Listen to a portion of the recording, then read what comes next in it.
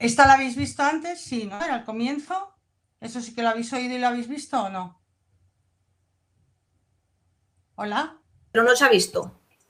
Hasta aquí. ¿Lo veis ahora? Perfecto. Perfecto, Sí, se vale. ve perfecto. Se ve Bueno, perfecto, gracias. lo siento. Seguimos. Bueno, pues eso que nuestros tres pilares para trabajar eran, pues eso, la hipnosis, la relajación y la analgesia.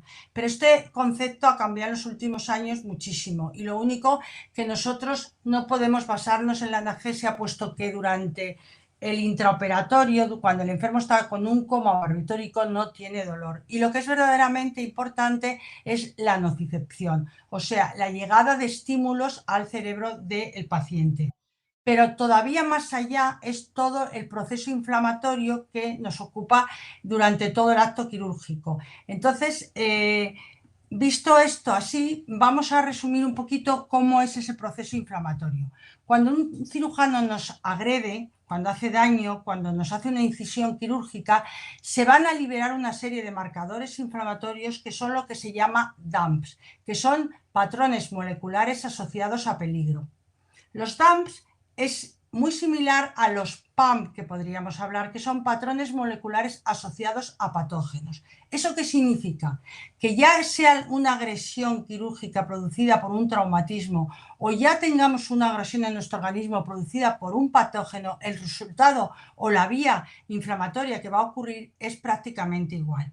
Bueno, pues esos DAMPs lo que van a hacer es estimular unos receptores que tenemos en las membranas celulares. Y cuando se estimulan estos receptores de la membrana celulares, que son los receptores de reconocimiento de patrones, se va a producir en marcha o se va a poner en marcha una cascada enzimática que va a hacer que se ponga en marcha la inmunidad celular y adaptativa del paciente. Y así liberamos una serie de sustancias, las citoquinas, a través de células como los macrófagos, los neutrófilos, etcétera, que van a ser sustancias proinflamatorias o antiinflamatorias. Y dependiendo de las que predominen, nosotros vamos a tener en nuestro organismo más o menos inflamación. Pero también se van a liberar una serie de sustancias o una serie de células que van a tener un complejo mayor de histocompatibilidad en su membrana celular, que van a dar lugar a las reacciones antígeno-anticuerpo. Y también se van a liberar otra serie de sustancias, de monocitos, que son fenotípicamente muy parecidos a estas células, que son las células supresoras mielocíticas, que por la cantidad de sustancias que liberan son llamadas células procancerígenas, porque lo que van a hacer es la formación de nuevos vasos, la invasión tumoral y el crecimiento de recidivas o de metástasis tumorales. Estas células liberan sustancias, por ejemplo, como la arginasa, que lo que hace es que no se pueda formar la arginina, que es imprescindible para la formación de los linfocitos T. Van a liberar sustancias de radicales libres, sustancias que van a ser como factores de crecimiento, etc. Y bueno, cuando nuestro organismo ya libera toda esa serie de sustancias, van a intentar mandarlo a nuestro cerebro para que el cerebro nuestro o nuestro sistema nervioso central responda a esta agresión. ¿Y cómo van a llegar todas estas sustancias a nuestro cerebro? Pues a través de la vía sanguínea o a través de la vía neuronal como estímulo nociceptivo. Es decir, que una vez que se ha producido la lesión, nosotros tenemos dos formas, de forma aferente, que va a llegar la información a nuestro sistema nervioso central. Uno es el estímulo nociceptivo. Nosotros tenemos en piel una serie de nociceptores que lo que van a hacer es transmitir, se van a estimular y van a transmitir toda la información a la asta anterior de la médula, y de ahí pasarán al asta posterior, y de ahí sube al cerebro. En el cerebro, en el tronco encefálico, seguirían yendo hacia cortes y percibiríamos esta agresión, y eso nos ayudaría a modular una respuesta descendente, que sería como contestaríamos a la agresión.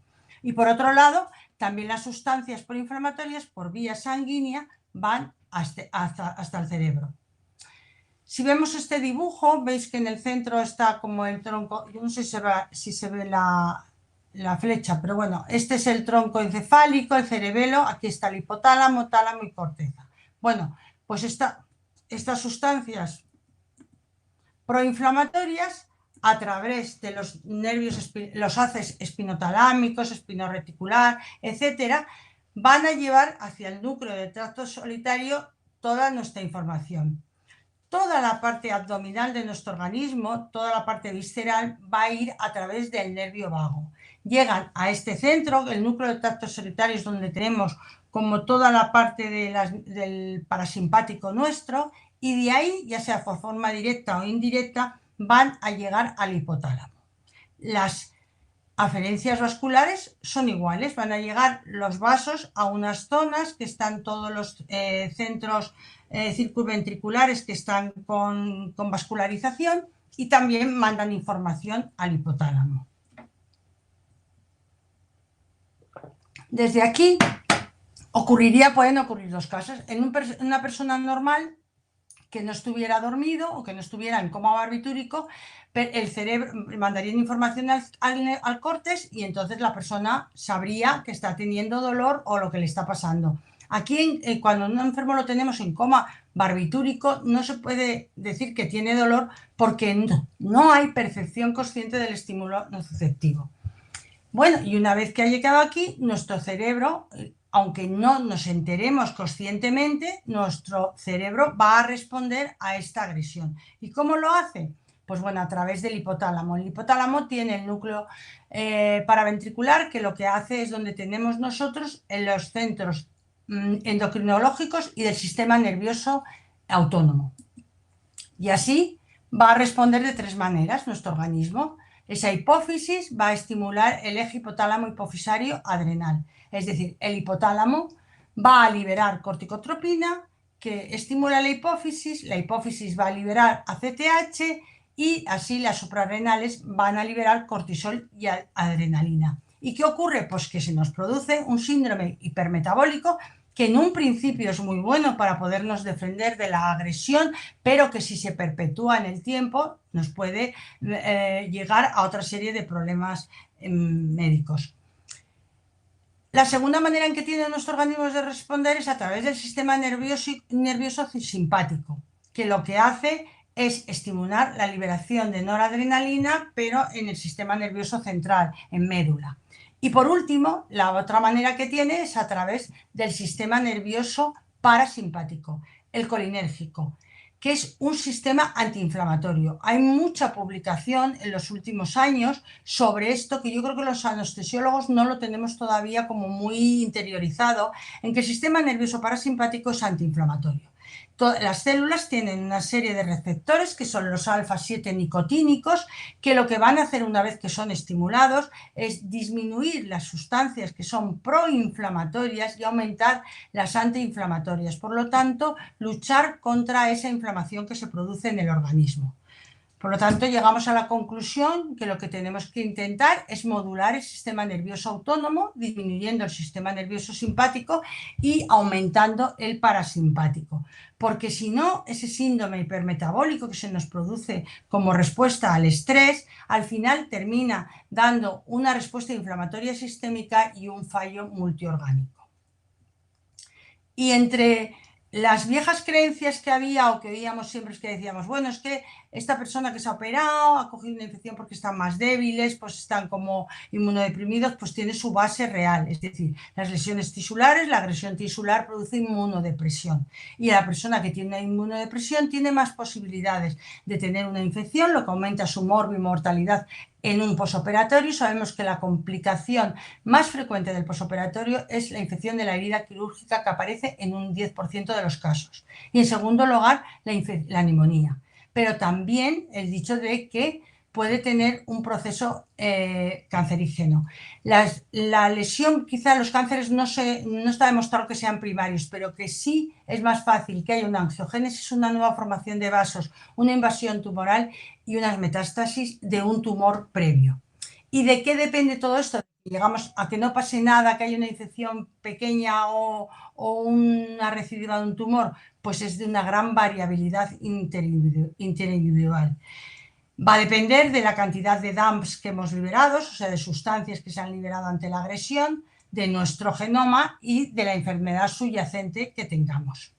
Entonces, nos podemos hacer una gran pregunta: ¿cómo tenemos que actuar ante un paciente que vamos a operar y que tenemos que intentar disminuir toda la agresión?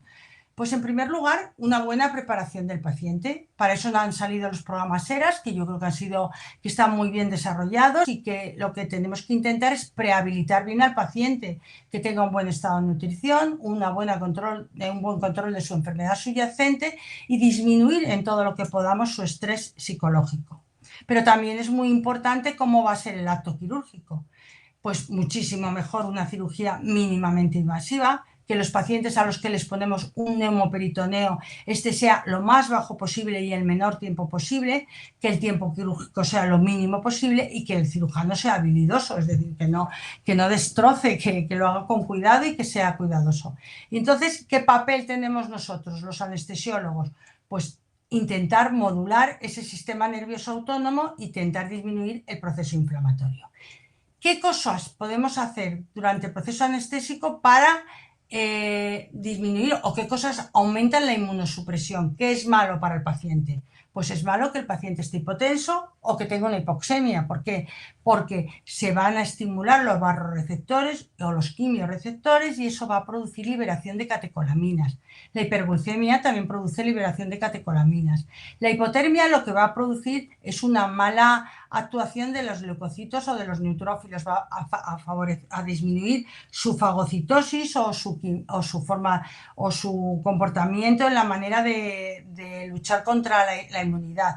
Y tenemos que evitar el aumento del estímulo nociceptivo. La sangre halogénica, sabéis que siempre estamos hablando de que no es bueno, y hay mucho trabajo sobre el transfundir y la posibilidad de recidivas. Bueno, bien es verdad que la sangre almacenada va a liberar también arginasa y esto va a impedir la formación de leucocitos, luego va a disminuir la inmunidad. Y luego hay fármacos, hay muchos estudios de esto, en que, por ejemplo, los fármacos inhalatorios y el óxido nítrico también disminuyen la inmunidad, pero la verdad es que siempre son a dosis y en tiempo muchísimo mayores que lo que normalmente se utilizan. En cuanto a los opioides, es su efecto mu el que más perjudicial es en este sentido, porque además se ve que todos los receptores mu que están en vaso endotelial parece ser que favorecen que se forma eso que decíamos, los neovasos, la neoangénesis. ¿Y qué podemos hacer para inmunoproteger? Para inmunoproteger tenemos que utilizar técnicas neuroaxiales, es decir, todo aquello que evitemos que entren estímulos nociceptivos al organismo hará que no llegue al cerebro y que no se viva como una agresión. Hay una revisión de la CROCAN del 2016 en que se estudian las complicaciones que aparecen a los 30 días de posoperatorio y se ve que disminuyen mucho las infecciones en los pacientes que se han hecho técnicas neuroaxiales comparándolas con los pacientes que se han hecho únicamente anestesias generales. Y luego existen toda esta serie de fármacos que también parece que inmunoprotegen. El propofol es un fármaco que parece que disminuye las prostaglandinas y que no disminuye los natural killers que favorecen la destrucción de la inmunidad o disminuye la inmunidad.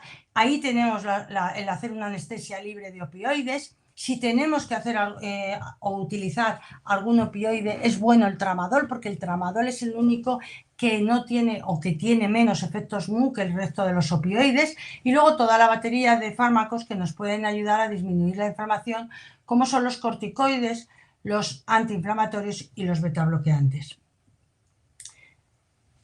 Y como dice la frase del Baras, que a mí lo pongo siempre porque me gusta mucho, la anestesiología es la medicina del sistema nervioso autónomo.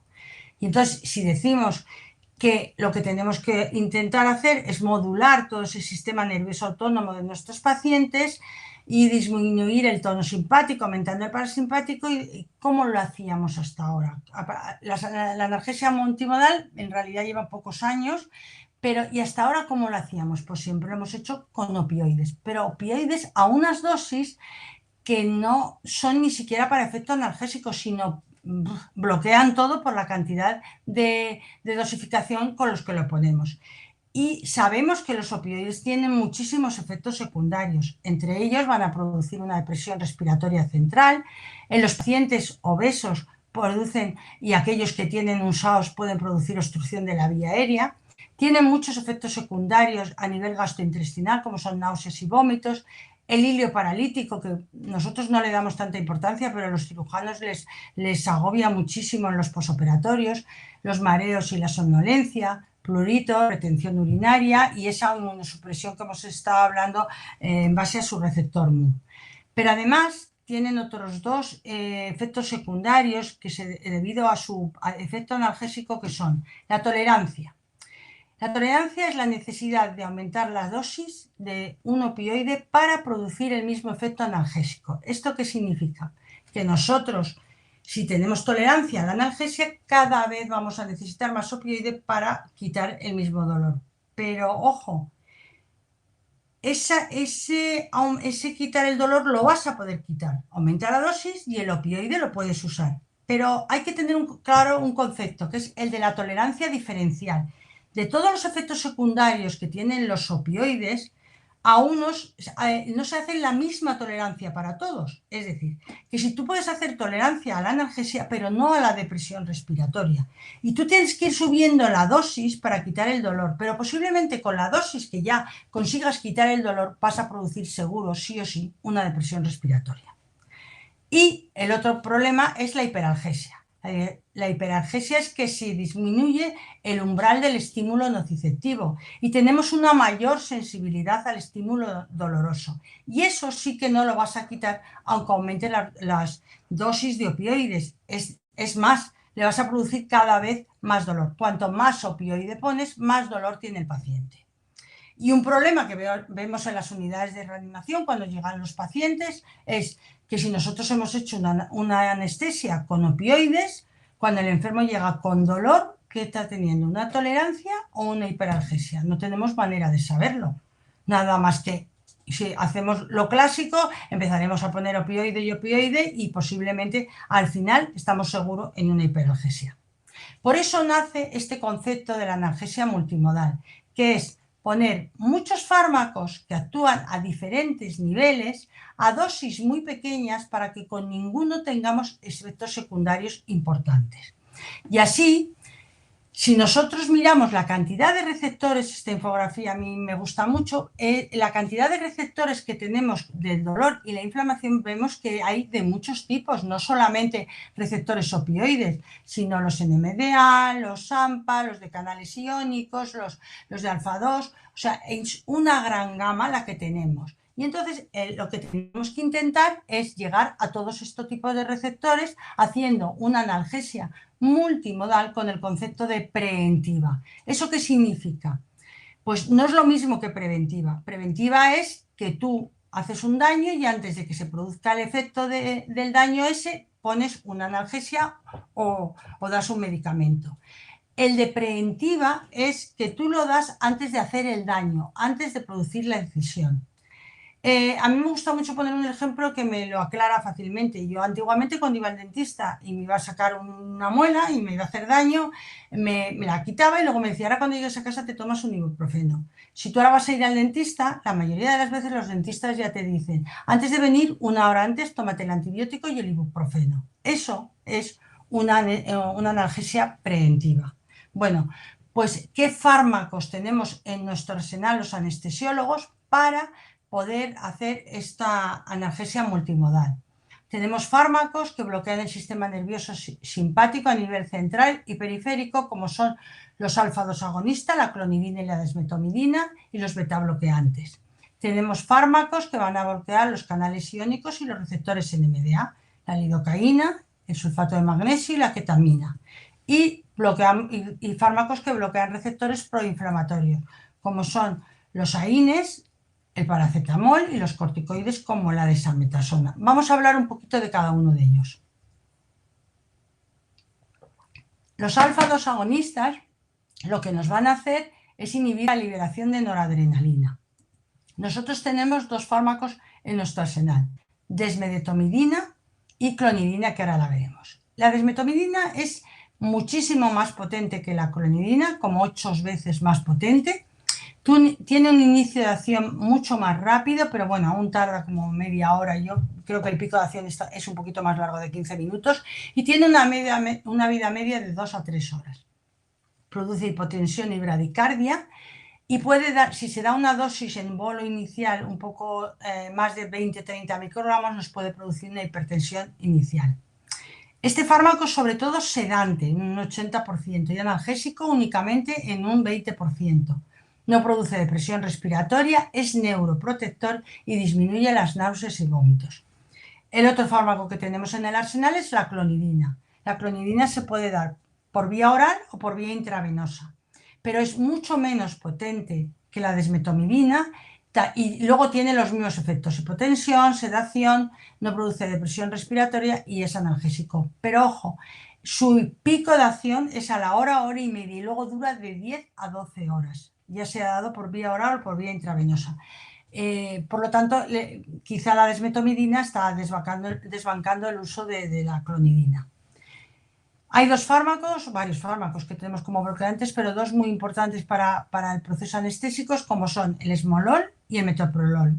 El esmolol, lo único es que tiene una vida media muy corta y entonces casi que se debe utilizar en perfusión, y es muy caro. Para lo que nosotros lo utilizamos, que son momentos puntuales, pues poner una perfusión o abrir una bolsa de esmolol, pues es muy caro. Y entonces el metoprolol, que tiene las mismas propiedades y tiene una duración mayor, es lo que ahora utilizamos, o lo que yo utilizo frecuentemente. Yo las pongo en dosis según síntomas, de 1 a 2 miligramos,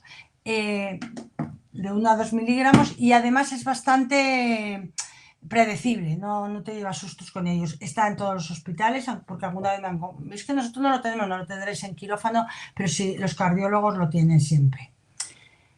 Otro de los fármacos utilizados en la multimodal es la lidocaína. La lidocaína, los anestesiólogos lo conocemos bastante bien porque lo hemos utilizado para los bloqueos neuroaxiales. Es un antinociceptivo importante, pero dado IV tiene también una acción antiinflamatorio porque bloquea la degranulación de los neutrófilos, y es también antihiperalgésico, bloquea los receptores NMDA. Es muy bueno en cirugía abdominal porque facilita mucho la función intestinal y casi la mayoría de los pacientes no hacen hilio paralítico o se recupera muy pronto. Se debe usar a las dosis adecuadas.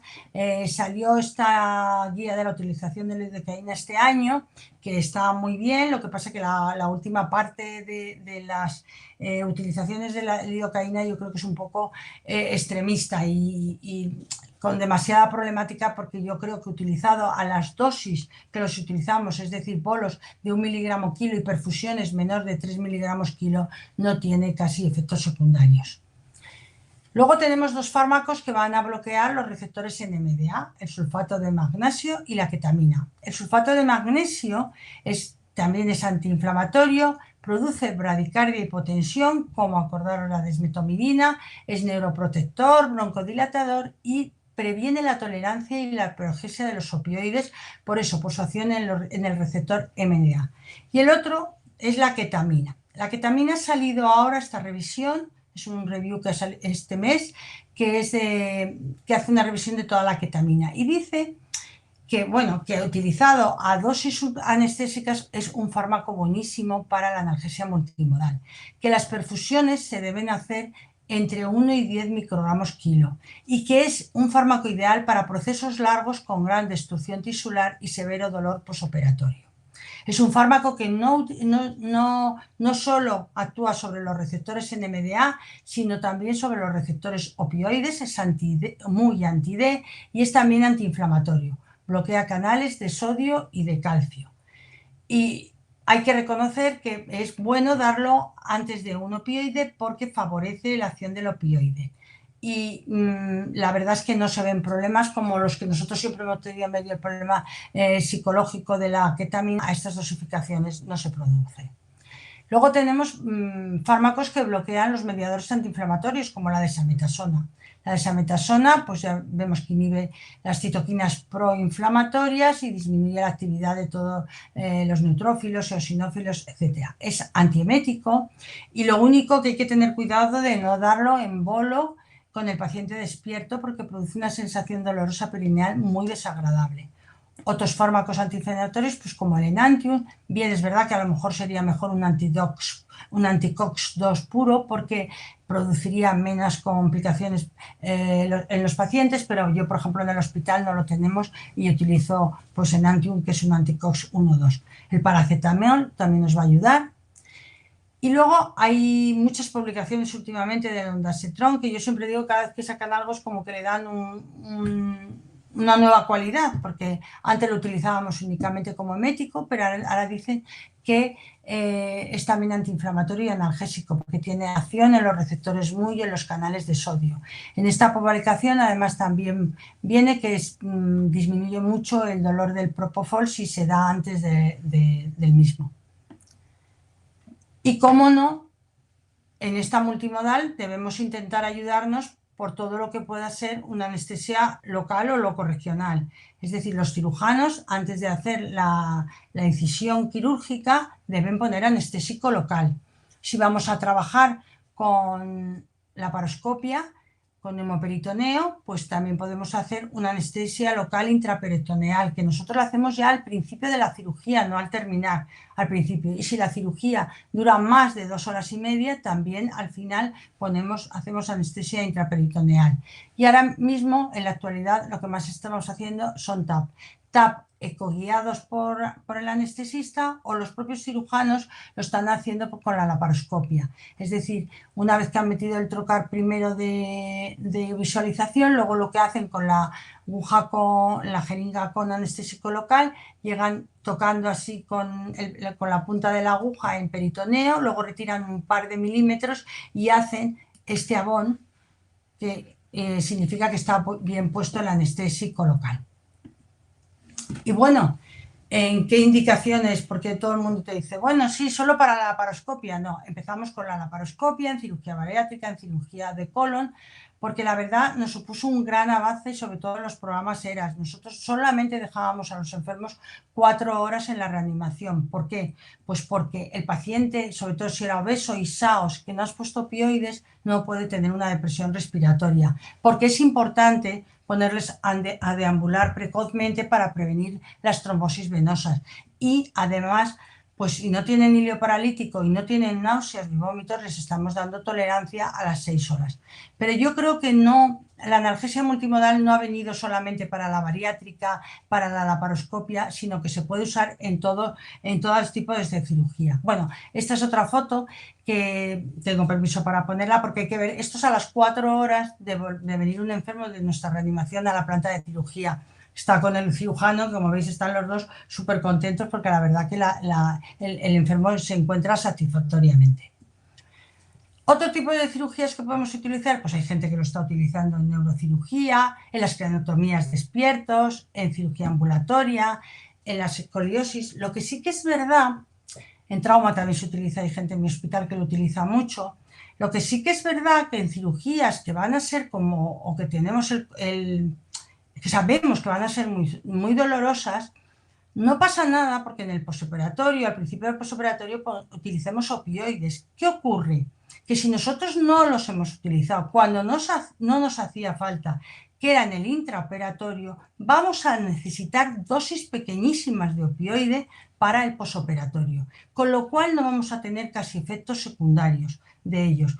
Entonces yo creo que hay que utilizarlos como rescate en momentos muy puntuales y determinados. Y luego os quiero presentar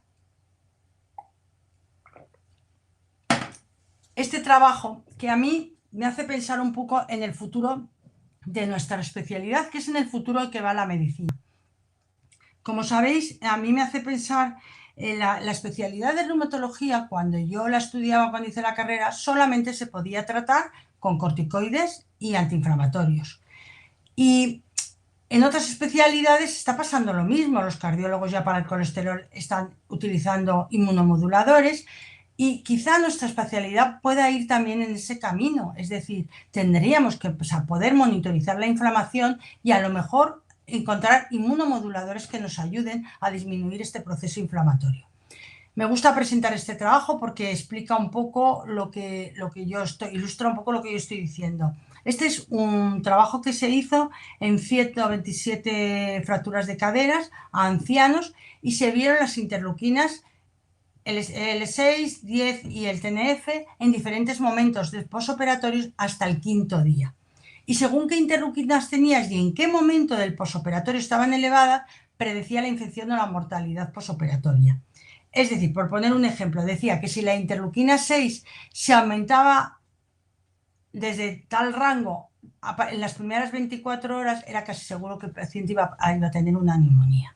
Entonces, a mí esto me hace pensar en que si nosotros pudiéramos monitorizar la respuesta inmune durante la cirugía o en el posoperatorio, nuestra forma de trabajar sería diferente y posiblemente esto nos permitiría hacer un control de la inmunosupresión posoperatoria, hacer tratamientos y profilaxis antibióticas dirigidos. Ojo con el problema que vamos a tener con los antibióticos de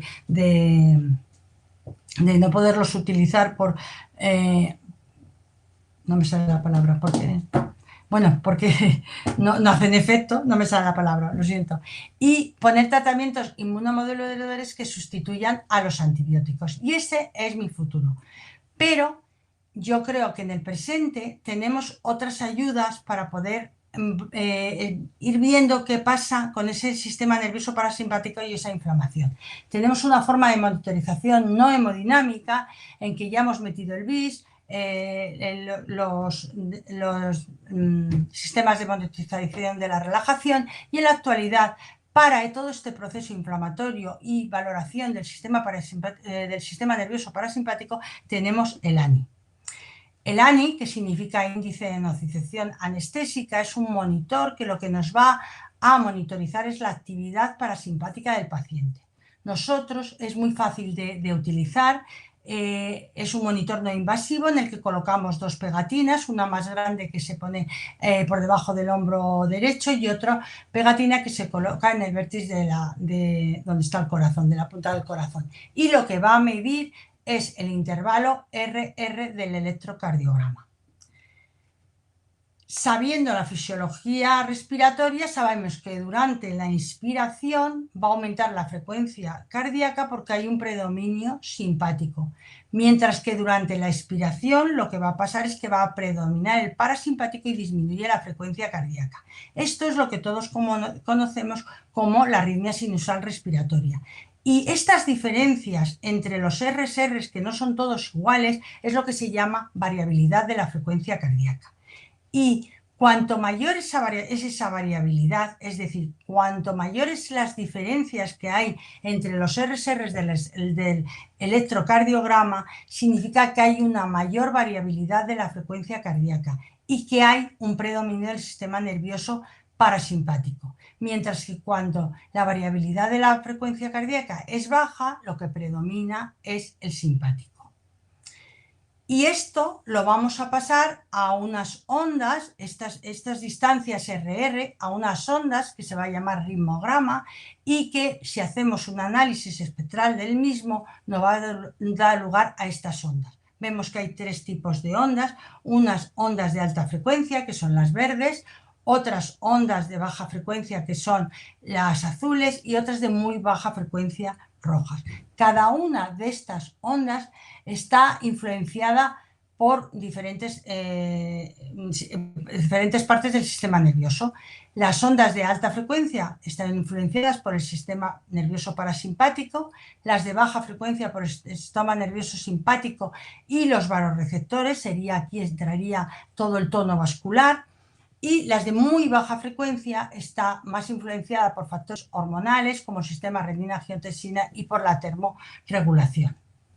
Y si vemos la pantalla del ANI, vemos que tenemos como tres pantallas. Una pantalla inferior donde vamos a ver el electrocardiograma y ahí es donde se medirán las distancias RR los intervalos RR, una segunda pantalla donde nos dice la energía de trabajo del ANI y que tiene que estar entre 0,05 y 2,5 y lo que nos va a decir es el tono autónomo que tiene el paciente. Y estas ondas, cuanto más altas son de alta frecuencia, nos va a querer decir que tenemos un predominio del sistema nervioso parasimpático. Y arriba tenemos la pantalla con dos curvas, una naranja y una amarilla. La amarilla es el ANI instantáneo, es decir, el que está en este momento está ocurriendo, la curva actual. Y el naranja es un promedio de los últimos 4 minutos. El ANI se considera que es normal cuando está entre 50 y 70, lo dejo ahí señalado. Luego tenemos unos números aquí a mano derecha, también amarillo y naranja de cada curva, que lo que nos dice es el tanto por ciento de ondas de alta frecuencia que existe. ¿Cómo tenemos que interpretar el ANI? Bueno, pues cuando lo tenemos en ese número rango que decimos que es normal, entre 50 y 70, lo que significa es que tenemos una buena modulación del sistema nervioso autónomo. En cambio, cuando lo tenemos por debajo es que nos están entrando bastantes estímulos nociceptivos y no estamos modulando bien. Y cuando está por encima de 70, en el caso de que estemos utilizando opioides, nos dice que podríamos bajar los opioides porque tenemos muchas posibilidades de que luego podamos tener una hiperalgesia. Cuando no se están utilizando opioides, a mí me queda más dudas de que quizá también podríamos o deberíamos bajar medicación, pero bueno, de momento es que tenemos una buena modulación del sistema nervioso autónomo. Hay muchos, bueno, esto es un vídeo, a ver si lo podemos ver, de una cirugía bariátrica y este es el ANI en tiempo real. ¿Lo veis? Bueno, pues tenemos las tres pantallas donde estamos viendo el electro, la actividad parasimpática y las curvas. Lo demás que tenemos monitorizado en el paciente es una monitorización normal hemodinámica. Tenemos la saturación, una tensión y una frecuencia, el BIS y nada más. Y entonces vemos que el paciente tiene un ANI en que está por encima de 50 a 70 en todo momento, pero tiene una bajada ahí que coincidió con cuando pusimos la sonda que los cirujanos, que es muy gorda, que los cirujanos utilizan en mi hospital para poder cortar, para tutorizar y dejar el hueco del estómago y poder cortar a su través. Justo en ese momento, cuando estás utilizándolo y tiene mucho reflejo, el ANI baja un momento, pero como veis, vuelve a subir y la del promedio, la naranja, no se modifica. Entonces, ¿por qué es interesante para nosotros utilizar el ANI? Bueno, pues hay muchos trabajos que voy a contar un poquito de los más importantes y vemos como Boselli, que ha hecho muchos trabajos sobre el ANI, lo que hace es predecir y valorar el dolor posoperatorio, ya sea en el primer trabajo es con el paciente dormido y en el segundo trabajo es con el paciente despierto en la reanimación. Y lo que hace es comparar si el paciente está con los valores de ANI que esté y si tiene dolor posoperatorio o no. Y bueno, llega a la conclusión de que efectivamente unos buenos ANIs va a dar poco dolor posoperatorio. Luego ha habido trabajos también en que van a ver la variabilidad de la frecuencia cardíaca con los marcadores inflamatorios que tiene el paciente. Y se ve que la variabilidad de la frecuencia cardíaca es inversamente proporcional a los marcadores inflamatorios. ¿Eso qué significa? Pues que si nosotros tenemos una buena variabilidad de la frecuencia cardíaca, un buen parasimpático, los marcadores inflamatorios estarán disminuidos. Otra publicación que hubo hace un par de años o tres, que a mí me resultó muy curiosa al leerlo, es la valoración de la reserva fisiológica del paciente. Ellos lo que vamos a hacer, o lo que hacen aquí en este trabajo, es mirar la reserva fisiológica del paciente a través de la variabilidad de la frecuencia cardíaca que tienen en el preoperatorio. ¿Y cómo la miden? Pues lo que hacen es cambiar al enfermo de posición, cambiar el ortostatismo o a través de maniobras de Valsalva, ver cómo está la variabilidad de la frecuencia cardíaca. Si el paciente tiene una buena variabilidad, se va a decir que tiene buena reserva fisiológica. Y si no cambia o tiene una baja variabilidad de la frecuencia cardíaca, tiene mala reserva fisiológica. Y se ve que cuando un paciente tiene en el preoperatorio una mala reserva fisiológica, va a tener más posibilidades de complicaciones en el intra y en el postoperatorio. Y por último, pues también nos sirve para predecir y diagnosticar eventos hemodinámicos. O sea, pacientes que tengan ANIS bajos, por debajo de 30 o así, tenemos que tener muchísimo cuidado porque posiblemente en los 10 minutos siguientes podemos tener algún acontecimiento hemodinámico. Pacientes que tengamos con ANIS por encima de 70, 80, es muy difícil que nos den problemas. ¿Cuál es el límite de utilización de los ANIs? ¿Cuándo no se debe utilizar el ANI o no se puede utilizar el ANI? Pues por supuesto en los pacientes, cuando un paciente está en apnea no sirve porque lo que tenemos que ver es esa variabilidad de la frecuencia cardíaca que se produce con expiración-expiración, cuando un paciente tiene arritmia o se está utilizando un marcapasos o cuando utilicemos mucho el bisturí eléctrico porque va a dar una mala señal del electrocardiograma. Y para resumir todo un poco esto, a mí me gustaría que os quedarais con estas ideas. No debemos trabajar o no debemos hacer el trabajo del anestesiólogo solamente en base al dolor que va a tener el paciente en intraoperatorio. Nosotros lo que tenemos es que intentar disminuir toda la respuesta inflamatoria de todo el proceso quirúrgico. Que además tenemos que controlar esa respuesta inflamatoria durante la cirugía. Y ya os dije cuáles eran las mejores maneras de favorecer la inmunoprotección. Pero, para resumir, las técnicas locorregionales, la anestesia multimodal libre de opioides, el utilizar corticoides y ANIS y evitar las transfusiones sanguíneas. Y por último, pues medir la respuesta inflamatoria. Hoy en día tenemos una forma directa de medir esa respuesta inflamatoria a través de la modulación del sistema nervioso parasimpático y eso lo puede hacer el monitor como es el ANI. Y yo creo que en un futuro, y ahí estamos cerca, nosotros en bariátrica ya habíamos empezado con lo del COVID todo se ha estropeado, habíamos empezado a sacar interleuquinas a la hora de la cirugía y estábamos empezando a sacarlas en el posoperatorio porque el futuro posiblemente sea eso, tener biomarcadores que nos digan cómo están los pacientes e incluso utilizar tratamientos inmunomoduladores. Y nada más. Muchas gracias a todos.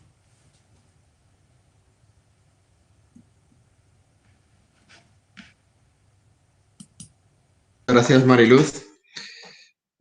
Excelente presentación, como siempre, haciendo fácil algo que es complicado, como es la respuesta fácil, ¿no? Los DAMS, la conexión con el núcleo del tracto solitario, el accumbens ambiguo, etcétera, toda la respuesta del eje corticotropo.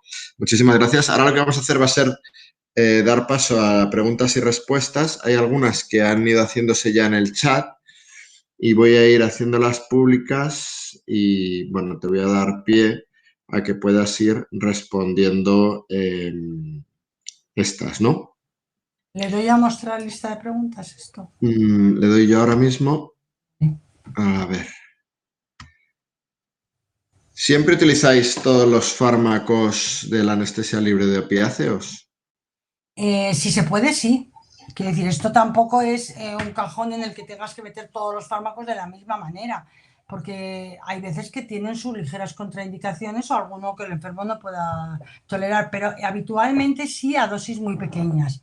Por ejemplo, enfermos con bloqueo, pues a lo mejor no utilizo y que sean muy bradicárdicos, pues no utilizo dosis mínimas de desmetomidina. O sea, esto no es una receta 3 de tal, 4... No, cada enfermo tiene sus peculiaridades y pueden aceptar o no alguno de estos fármacos y la dosificación también puede variar y bueno, pues siempre, todo no, intento utilizar todo y de manera preventiva, pero según esté el paciente o las características del paciente y de su enfermedad. Otra pregunta, ¿preparar tantas perfusiones? Espera que no me deja ver.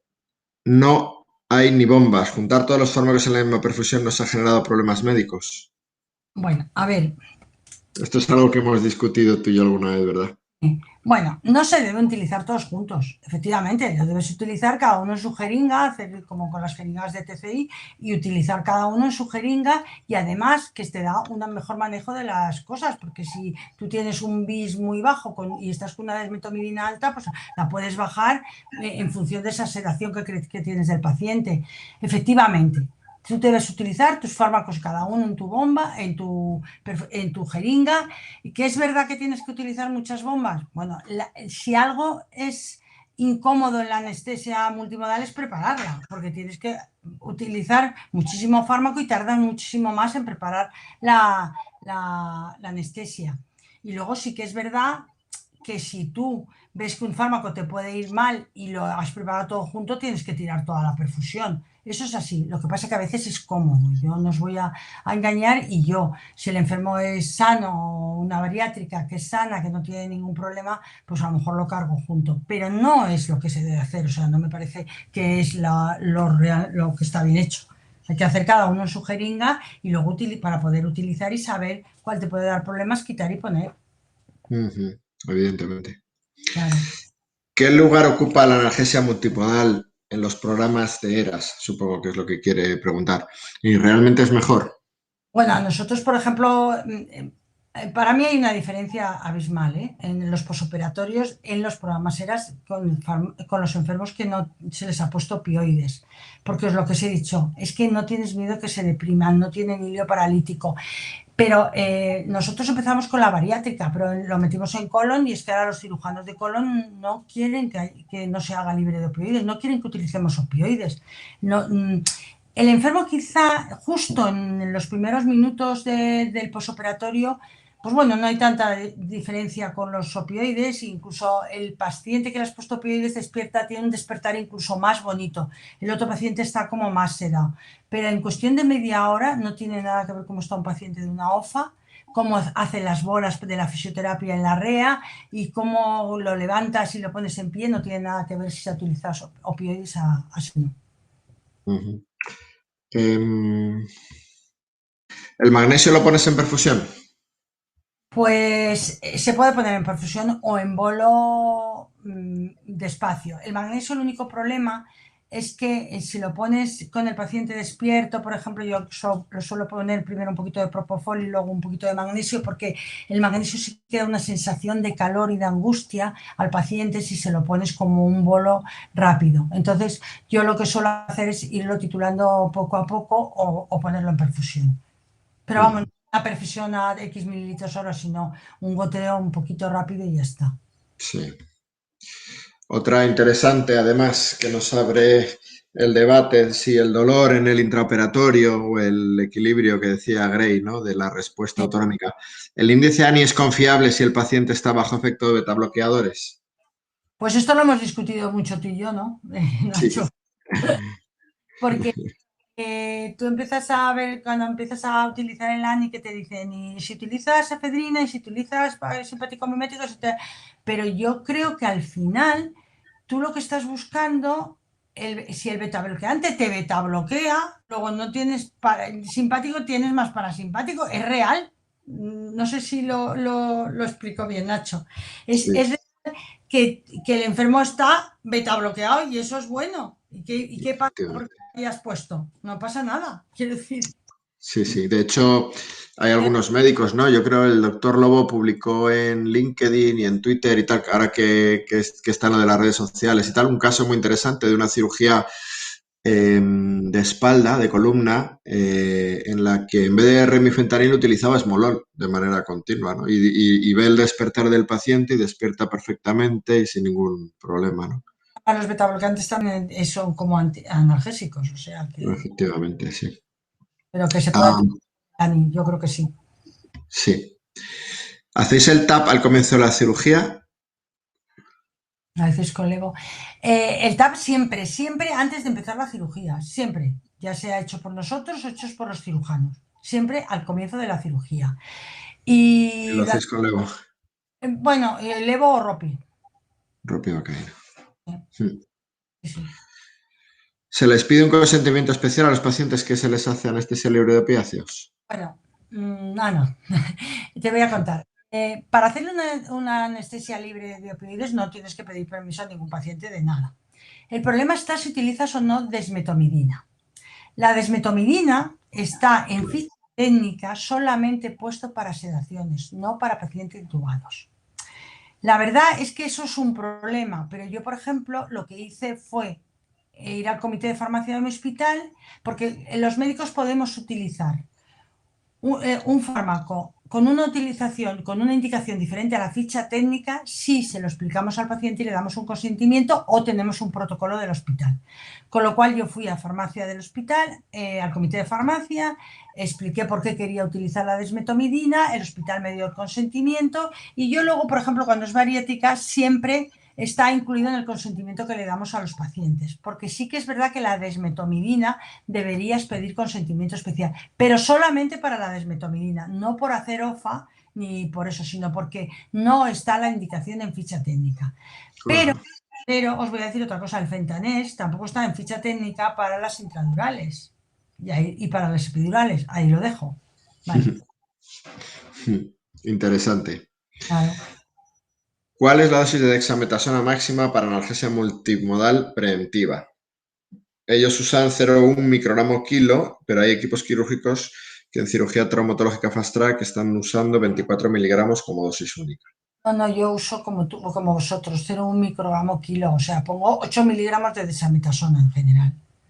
24 Ah, mucho, además yo creo que puede a lo mejor tener repercusión sobre infecciones y eso, ¿eh? No lo sé, quizá nunca tanta dosis. aquí una pregunta también.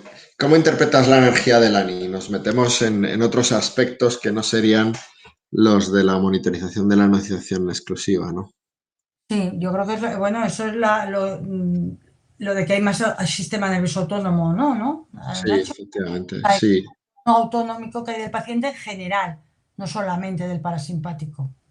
Yo aquí por puntualizar, nosotros, M. Doloris, bueno, concretamente Mathieu y Julián, que son los desarrolladores del aparatito, utilizaban la energía, que es un valor, exactamente se mide en milisegundos y es lo mismo que SDNN, que es un parámetro de medición de variabilidad ritmo cardíaco que habla de la variabilidad total, ¿no? Es la desviación estándar entre R y R. Y lo que te dice efectivamente es cuánta variabilidad tienes en esa señal o qué capacidad tiene tu autónomo de modificar esa señal, qué potencia tiene el sistema nervioso autónomo. Y entonces ellos lo utilizaban simplemente para ver si teníamos suficiente señal o no. Por eso el ANI se muestra cuando tenemos una variabilidad entre 0,5 y 2,5, que es una variabilidad fisiológica. Ya que cuando tenemos, por ejemplo, una fibrilación auricular, la variabilidad aumenta por encima de esos valores y entonces el ANI no aparece o un bloqueo de tercer grado, o cuando tenemos una apnea desaparece esa variabilidad por debajo de 0,05. Al principio se dieron ellos cuenta que este valor se modificaba también con la dosificación de fármacos hipnóticos, con el sevoflurano, por ejemplo, porque claro, deprime la actividad del cerebro y por tanto también la actividad del autónomo. Y entonces podría ser una especie de bis, pero enseguida se dieron cuenta que no tenía caso eso porque no es tan sensible ni tan específico como los monitores de electroencefalografía. Pero lo que sí que vieron es que efectivamente te dice lo que yo llamo la cantidad de dinero que tienes en el banco. Cuando yo tengo mucho dinero en el banco puedo resolver muchos problemas, cuando tengo poco puedo resolver pocos. Es decir, habla de la fragilidad o de la reserva fisiológica que tiene mi paciente, ¿no? Pacientes muy añosos y con problemas concomitantes van a tener energías muy bajas y estos van a ser muy fácil que tengan bradicardias y hipotensiones durante la cirugía si no andamos con cuidado con los fármacos anestésicos, y un paciente joven deportista pues va a tener energías más altas, con más difícil de tener este tipo de procesos, ¿no? A ver, ¿cómo habéis conseguido introducir la dexmedetomidina en quirófano? Lo he contado hace un momento Un yo, poco, sí, lo mismo, ¿verdad? a través del comité de farmacia del hospital, Sí. ¿vale? Montándoles un protocolo. ¿En qué momento se para la perfusión de cada fármaco al llegar al final de la intervención? Bueno, esta la voy a unir a una que estoy viendo por aquí al lado que me dice cómo rescatamos, cómo rescatamos cuando el posoperatorio va a ser doloroso y lo voy a unir a Ah, estas preguntas. sí, ¿Qué hago si creo que el paciente puede tener dolor porque es una cirugía importante? Pues lo que hago es 3/4 de hora antes aproximadamente de terminar la cirugía les pongo un bolo de cloruro mórfico. Pero ese bolo es infinitamente menor al que utilizaba antiguamente. El bolo sabéis que de morfina para rescatar es de 0,1 kilo peso. Y por lo tanto además se hace sobrepeso total, con lo cual yo, por ejemplo, en cirugía bariátrica, antes para rescatar, lo que hacía era poner 10 miligramos, 12 miligramos de cloruro mórfico a 3/4 de hora antes de salir. En la actualidad estoy utilizando 3, 2 y 3 miligramos de cloruro mórfico. Y no más. A lo mejor llegamos a la REA y pues si está un poquito molesto le pongo otros 2 miligramos de cloruro mórfico. Y con eso suele ser suficiente. Cuando yo lo que hago, ya un poco como para mi manera de trabajar, que cogemos como rutinas, lo que hago es cuando pongo el cloruro mórfico, bajo a mitad la infusión de las drogas de la multimodal y un rato antes de que vayan a acabar, 1/4 de hora así, ya la suspendo. Muy bien. ¿Hay alguna pregunta más, quizás, antes de que nos den las 6? ¿Tienes experiencia en el enfermo pluripatológico en alteración renal hepática? Con Eh, OFA, supongo. Lo patológico, sí, quiero decir, en pacientes, sobre todo en la urgencia, sí que he hecho y sobre todo cuando he hecho urgencias, ahora ya. En lo demás, pues tienes que hacer lo mismo, dosificar según si tú tienes un paciente de insuficiencia renal, pues tienes que modificar las drogas como las modificas en insuficiencia renal o hepática. Quiero decir, esa forma de trabajar es la misma nuestra, no cambia para nada. ¿Vale? Sí. Y luego, yo no sé si esto habla Mira, de... esta es la editorial que ha sacado ahora el trabajo, este. Sí, es un artículo interesante. Es un artículo muy interesante, pero cuando lo lees en profundidad te quedas un poquito pasmada. Muy. Pasmado, porque tú empiezas a ver, si tú lo lees así, dices, va, pues que va en contra de la anestesia de opioides, que me parece bien y no digo nada. Pero claro, cuando empiezas a ver el trabajo, resulta que utiliza unas dosis de desmetomidina que son como de caballo. Yo no sé si, claro, y entonces ¿qué pasa? Que dicen, no, hemos tenido que suspenderla incluso el trabajo porque el paciente se bloquea y hemos tenido 5 casos de bloqueo importante o incluso de parada. Bueno, es que claro, no tiene nada que ver con la dosificación, es que yo os he puesto, o sea, son bestiales. Y luego el REMI lo pone a una dosificación pequeñita. O sea, me parece que es un trabajo que no, que es como alguien que dice, venga, esto lo voy a sacar adelante diciendo que no y ya está. Pero no, no me parece un estudio bien hecho.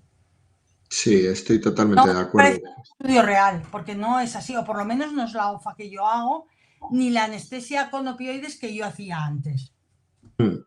Sí, yo creo que es un estudio hecho. Yo identifico entre los autores a Shanks, que es un médico intensivista, y es cierto que esas dosis a lo mejor se utilizan en cuidados intensivos de manera única. Claro, eso Entonces, también a lo mejor. son dosificaciones que a lo mejor nosotros para una sedación, por ejemplo, para una intubación de paciente despierto o tal, sí que podrías llegar a poner esas dosificaciones. Pero dentro Exacto, de una multimodal, no, que no. efectivamente. Y luego lo que dices es que tampoco comparan lo que sería una práctica anestésica convencional con una práctica de opioid free. Están comparando un multitarget o una multimodal con remifentanilo a una Entonces, es que libre multimodal con dexmedetomidina, ¿no? De algún modo, ¿no? lo que están comparando es desmetomidina con Remi. Y Con ese Remi. más a unas dosis ínfimas, porque es como que no pones casi Remi, y la desmetomidina a unas dosis salvajes. No me parece un trabajo para comparar. Estoy totalmente de acuerdo. Sí. Ahí hay algún interés extraño, ¿verdad? Estaba buscando, hay alguna que no llego a ver por aquí. Había visto antes una sobre el uso en cuidados intensivos. Sí. No sé si tú lo ves por ahí. No, Aquí, que esta es, creo. A ver, creo que es esta 2 o 3 son. pregunta. A ver, no sé qué le pasa a mí para poder mostrarla. Algo se me ha bloqueado. Justamente aquí está la pregunta. Ya la veo, yo la veo abajo. Aquí está, sí. Quisiera saber la utilidad de ANI en sedación profunda y bloqueo neuromuscular en paciente de UCI para monitorizar el dolor de forma objetiva en estos pacientes. Pues yo es que aquí tengo menos experiencia para Sí, contarlo. sí.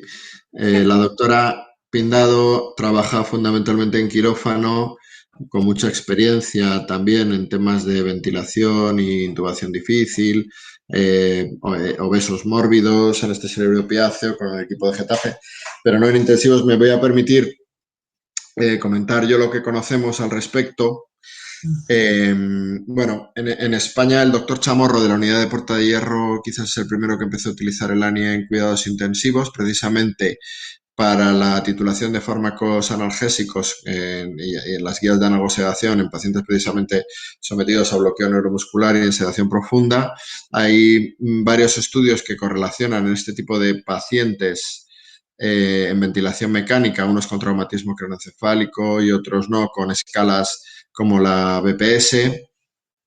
Y bueno, en las guías de la SEMICIUC de sedación y de analgosedación para pacientes con COVID-19, que son pacientes, muchas veces de ellos, por desgracia, sometidos a ventilación mecánica durante largo tiempo, pues incluye la monitorización de la analgesia y con ANI para la titulación del fentanilo, ¿no? Igualmente en estas guías de este autor que comentábamos, Shanks, en las creo que son guías europeas, se mencionaba también la utilidad de estos parámetros para intentar evitar la sobredosificación de fármacos analgésicos. Al fin y al cabo, un paciente sometido a ventilación mecánica en una UCI durante muchos días es lo mismo que sometido a una anestesia general, ¿verdad? Pero no es lo mismo, pero parecido.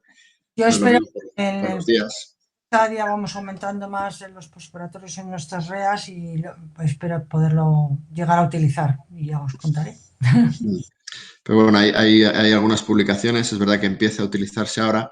El doctor Federico Gordo, por ejemplo, del Hospital de Lenares, también bastante conocido, está utilizándolo también y me presentó un caso muy interesante de un paciente que lo tenían de COVID-19, sometido a ventilación mecánica, analgosedación con fentanilo y al reducir las dosis, lo tenían en valores de 90 y al reducir las dosis pues se fue a valores de 40, lo habían reducido demasiado, tenían que volver a subirle un poquito más para poder mantener entre 50 y 70. Pero bueno, es un campo desde luego muy interesante, ¿no? Y aparte de esto, de COVID, pues dentro de muy poco va a salir publicado en la revista PLOS ONE un estudio en COVID-19 de la gente del Hospital de Móstoles, en el cual la energía, como comentábamos, y el ANI, permite ser un valor pronóstico de mortalidad, ya que, bueno, pues el COVID desata esta tormenta de citoquinas con esa actividad simpática importante al principio y cuando eso deflexiona por completo el autónomo, pues estamos ya en las fases finales y se ve con ANIs muy altos y energías muy, muy bajitas, ¿no? Mira, otra pregunta. ¿Considera indicada la OFA en todos los procedimientos quirúrgicos, incluido neurocirugía? Sí, ya os lo he contado, yo creo que en todos Sí. se pueden utilizar. Bueno, eh, ayudado a veces por técnicas locorregionales y si me dices en neurocirugía, pues la anestesista de mi hospital que trabaja en neurocirugía está haciendo OFA, o sea, no te digo más. Y Sí. además la utilizan, por ejemplo, para los cráneos despiertos, la hacen con desmetomidina y prácticamente sin utilizar opioides. Me pareció ver también alguna pregunta, lo sé que no tienes experiencia en ello, de la utilización de OFA en pacientes pediátricos.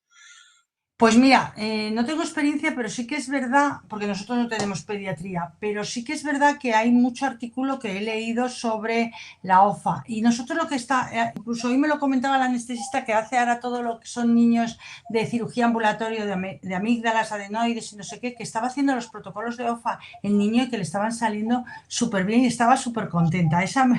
Esto me lo acaba de decir esta mañana la anestesióloga que hace niños ahora en el hospital. El doctor Ernesto, el jefe de servicio del Hospital del Niño Jesús, precisamente él utiliza la anestesia libre de opiáceos en niñas y niños de escoliosis para el tratamiento son neurocirugías, ¿no? Que luego son muy, muy dolorosas. Y me comentaba exactamente lo mismo, la diferencia observada luego en las bombas PCA, en la cantidad de mórfico que necesitaban cuando habían utilizado FAR en comparación con los protocolos anteriores, ¿no? Que tenían de... las escoliosis en mi hospital hay una de las anestesiólogas que hace OFA seguro. Quizá ayuda un poquito por algún miligramo de cloruro mórfico, pero si tú piensas además que 100 microgramos de fentanés equivalen a una ampolla entera de cloruro mórfico y nosotros estamos poniendo para intubar, que no duele para intubar, tendrás reflejos pero dolor no tienes, estás utilizando una ampolla de fentanés. Eso es más de una ampolla de cloruro mórfico. Eso, utilizado en un posoperatorio, en pocas dosis tienes para 48 horas de haber utilizado solamente lo que es una dosis para intubar. Mm. La diferencia es abismal. Entonces, si tú luego el cloromórfico lo utilizas en el posoperatorio de estas cirugías, pero 3 miligramos, 4 miligramos y consigues Eso es.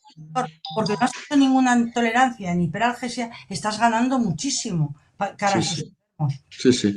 Este doctor me comentaba que habían bajado las dosis de 12 y 14 miligramos a eso, a 3, 4. Sí, sí, en mi hospital también lo hace la doctora Caro. Excelente presentación. Echo de menos el impacto de la depresión cortical por exceso de droga, que también provoca desbalance en la respuesta homeostática. La muerte cerebral es el centro de este fenómeno de inflamación generalizada. La combinación del control periférico y cortical es fundamental.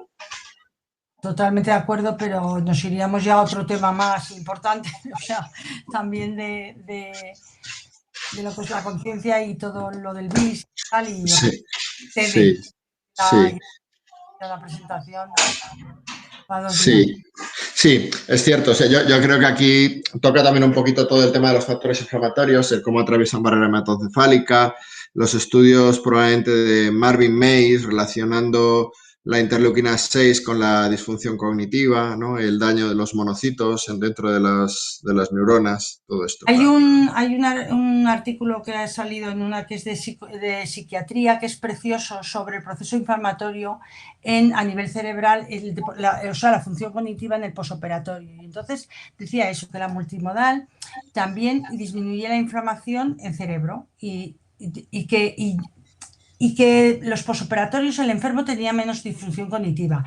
Yo sí que, y no puedo contarlo de una manera con datos fehacientes, sí que me doy cuenta que los enfermos que salen en nuestro hospital ahora operados de colon, que se han hecho con OFA, no están, y son muy viejecitos, no está ninguno a por uvas, no se les va la cabeza. O sea, es impresionante, los tienes a las 3 horas pues inflando sus bolitas y tal normal. Yo creo que es eso, que disminuye el proceso inflamatorio a todos los niveles. Entonces, el resultado es espectacular.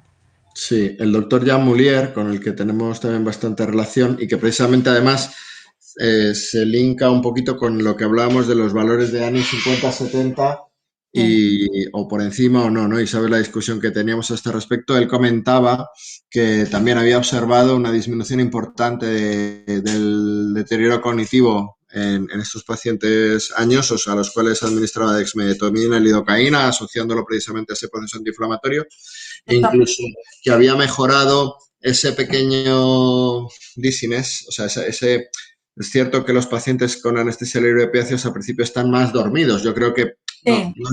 porque están confortables, están dormidos pero a gusto en su cama, ¿no? El gesto este de darse media vuelta tapándose, ¿no? Es como muy reconfortante para el anestesista, pero que él prefería bajar a dosis de 50-70 porque de esa manera conseguía tenerlos un poquito más, con OAS mejores, ¿no? Un poquito más orientados, que mantenerlos entre 70 a 100. Y la discusión que yo tengo con él efectivamente es esa, que si con epidurales conseguimos ese valor de 100, ese bloqueo completo de la inflamación, ¿por qué no tenerlo también con la anestesia libre de opiáceos si no estamos teniendo efectos secundarios Ahí también, importantes? claro, eso también será una cosa, a ver, quiero decir, ¿significa algo, como he dicho, cuando se interpreta que una anestesia sin opioides esté con un ANI de 90?